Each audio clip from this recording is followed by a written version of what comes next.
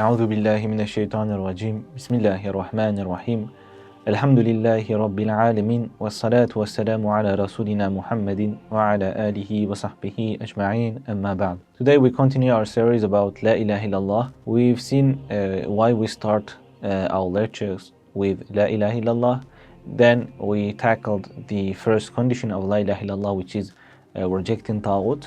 And today we'll start a new point, the second condition of Lailahaillallah, which is uttering this phrase, uttering this statement with knowledge. We all know that the phrase Lailahaillallah is the foundation of faith, but it is not enough to just say it, pronounce it with the tongue. It must be said with knowledge, understanding what it truly means. Allah subhanahu wa ta'ala commands the Prophet Muhammad sallallahu alayhi wa sallam in the Quran, in Surah Muhammad, فَعْلَمْ أَنَّهُ لَا إِلَهَ إِلَّا اللَّهِ. So know that there is no deity worthy of worship except Allah. Notice that the verse says no. This means when we say La ilaha illallah, we must know what we are rejecting and what we are affirming. We are rejecting all false gods and affirming Allah subhanahu wa ta'ala's oneness. The Prophet Muhammad sallallahu alayhi wa sallam says in the hadith, whoever dies while knowing that there is no deity worthy of worship except Allah will enter paradise. So if a person says this, pronounce this phrase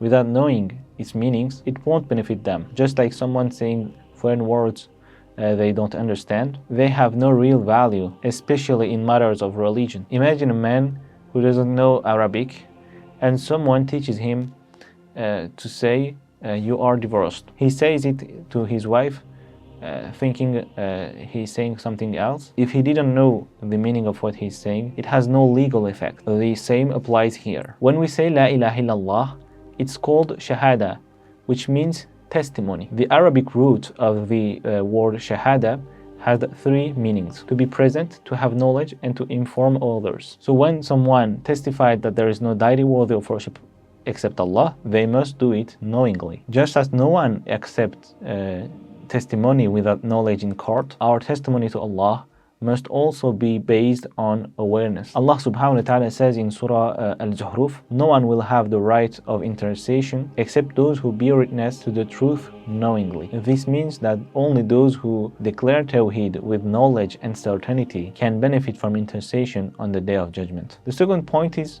Tawheed is innate. Before we were even born, Allah subhanahu wa ta'ala took a promise from us. Alastu bi rabbikum? Qalu bala shahidna. Am I not your Lord?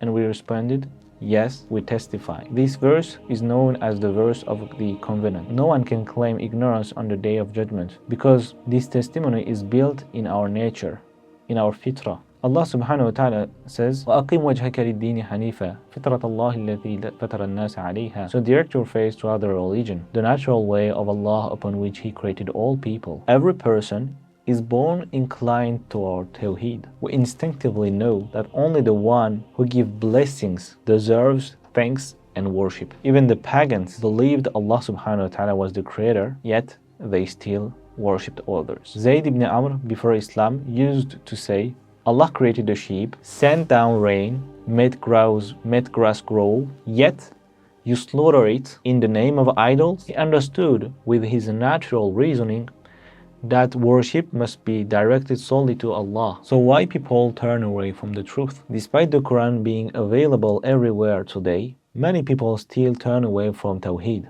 Allah subhanahu wa ta'ala says, most of them follow nothing but assumptions and guesswork. Or they follow what they found their forefathers upon. They don't question their forefathers. They don't think. They are satisfied with what they have found. This is not a matter of what the truth is or where to find the truth. Today, this is not like people don't know where the truth is, where to find it, where to search. They just turn away. This is called the kufr of i'rad, turning away from guidance. It is worse than ignorance. It means rejecting despite having access to the truth. Allah subhanahu wa ta'ala warns, whoever turns away from my remembrance will live a miserable life and be raised blind on the Day of Judgment. Turning away is not just a mistake, it's a crime. They see the Quran, hear the truth, but choose to ignore it. May Allah subhanahu wa ta'ala protect us from this. So my brothers and sisters, let's not be among those who utter La ilaha illallah without knowing what it means. Let us strive to understand it, live by it, and teach it. May Allah subhanahu wa ta'ala grant us firm knowledge and sincerity in our Shahada. سبحانك اللهم وبحمدك أشهد أن لا إله إلا أنت أستغفرك وأتوب إليك. السلام عليكم ورحمة الله وبركاته.